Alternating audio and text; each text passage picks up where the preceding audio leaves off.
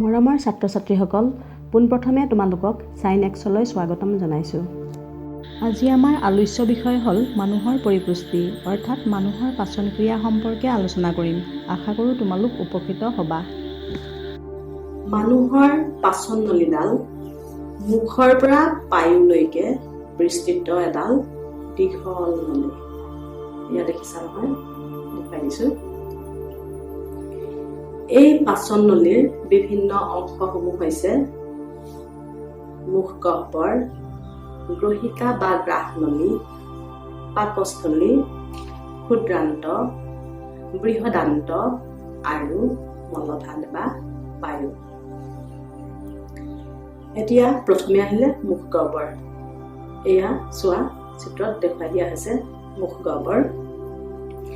আমি খোৱা আহাৰ প্ৰথমে মুখগহ্বৰতে প্ৰৱেশ কৰে আৰু ইয়াত খাদ্য চোবাই গুৰি কৰিবৰ বাবে সহায় কৰে মুখগহ্বৰত থকা দাঁত, জিভা আৰু লালতী গ্ৰন্থিৰ পৰা ওলোৱা পাচক ৰসে। তাৰ পিছৰ অংশ হ'ল গ্ৰহিকা বা গ্ৰাহনলী। গ্ৰহিকা বা গ্ৰাহনলীডাল এইডাল চোৱা, ইংলিছত ইছ'ফেগাছ বুলি কোৱা হয়। ডিঙি আৰু বুকুৰ মাজেৰে পাৰ হৈ পাকস্থলীত লগ খাইছে। তাৰপিছত আহিল পাকস্থলী। ই খাদ্যনলীৰ আটাইতকৈ বহল অংশ। ই দেখাত এটা ইউৰ নিচিনা, এয়া চোৱা, ইউৰ নিচিনা লাগিছে ন দেখাত।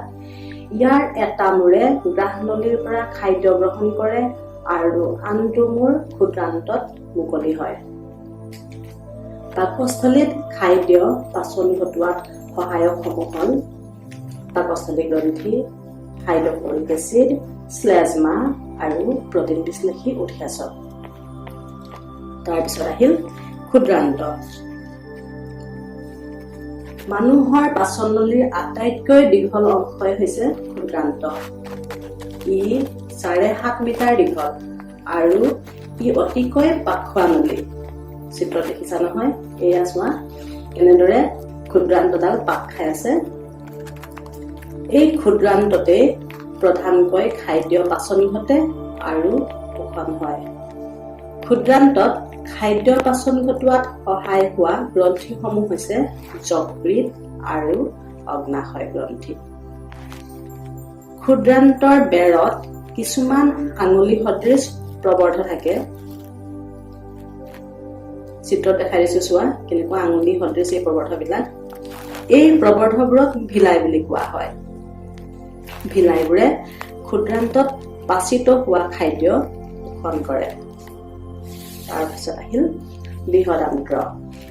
ক্ষুদ্ৰান্তৰ পিছৰ অংশই হ'ল বৃহদান্ত্ৰ।